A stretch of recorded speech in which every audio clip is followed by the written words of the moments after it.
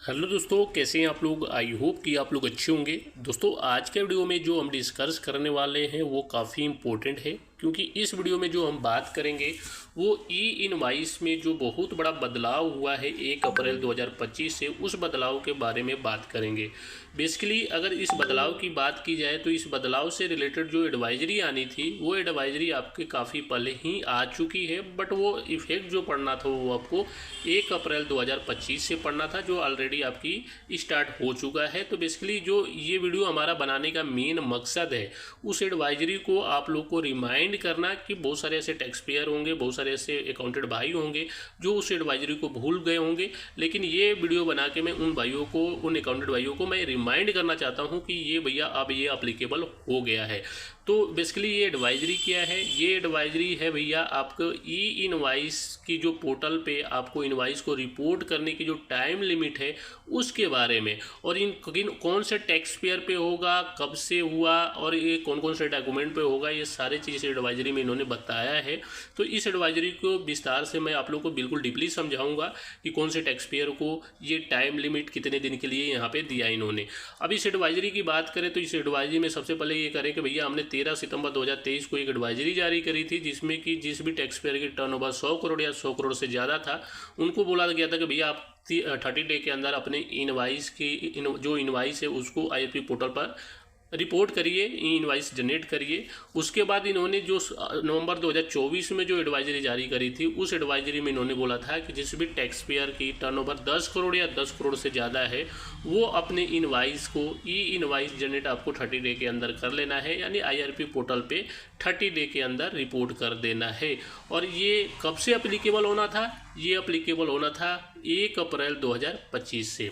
कौन से tax payer के लिए? जिस भी टैक्स पेयर की टर्नओवर 10 करोड़ या 10 करोड़ से ज़्यादा है उसको अब 1 अप्रैल 2025 से अपने इनवाइस को आईआरपी पोर्टल पे 30 डे के अंदर रिपोर्ट करना होगा, यानी अपने इनवाइस की ई इनवाइस जो है वो 30 डे के अंदर जनरेट कर लेना होगा। ठीक है ना। अगर ऐसा नहीं करते हैं, अगर 30 डे के बाद जाएंगे तो जो आईआरपी पोर्टल है उस इनवाइस को डिसअलाउड कर देगा आपको ई इनवाइस जनरेट करने के लिए, यानी इनवाइस को रिपोर्ट करने के लिए।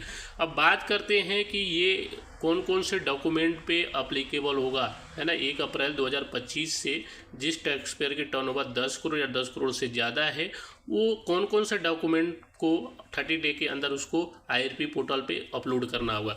तो यहाँ पे बात करते हैं इनवाइस की, क्रेडिट नोट की और डेबिट नोट की। इन तीनों डॉक्यूमेंट पे आपको आईआरपी पोर्टल्स पे जनरेट आईआरएन नंबर जनरेट करना होता है, और ये तीनों को आपको 30 डे के अंदर आपकी इसका ई इनवाइस जो है वो जनरेट कर लेना होगा।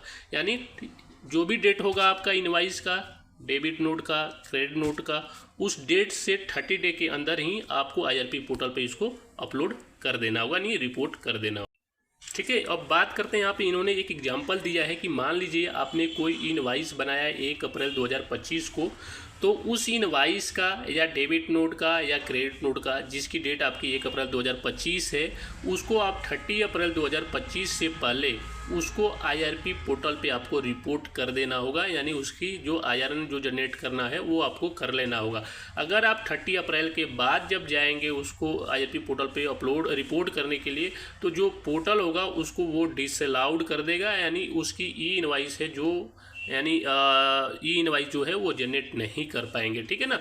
यानी जो भी टैक्स पेयर जिसकी टर्नओवर 10 करोड़ 10 करोड़ से ज़्यादा है उसको अब अपने 30 डे के अंदर इनवाइस, क्रेडिट नोट और डेबिट नोट की जो आईआरएन जो जनरेट करना होता है, ई इनवाइस जो बनाना होता है वो 30 दिन के अंदर ही बना लेना होगा। अब यहाँ पे एक सवाल उठता है कि सर मान लीजिए मैंने 10 अप्रैल को कोई इनवाइस बनाया, तो क्या उसको हमें 30 डे के अंदर यानी 30 अप्रैल से पहले हमें उसका बनाना होगा? तो ऐसा नहीं है। अगर 10 अप्रैल को आपने इनवाइस बनाया है तो उसको 10 मई से पहले आप उसकी ई इनवाइस बना सकते हैं, यानी आपको कुल मिला जिला के 30 डे का टाइम मिलेगा।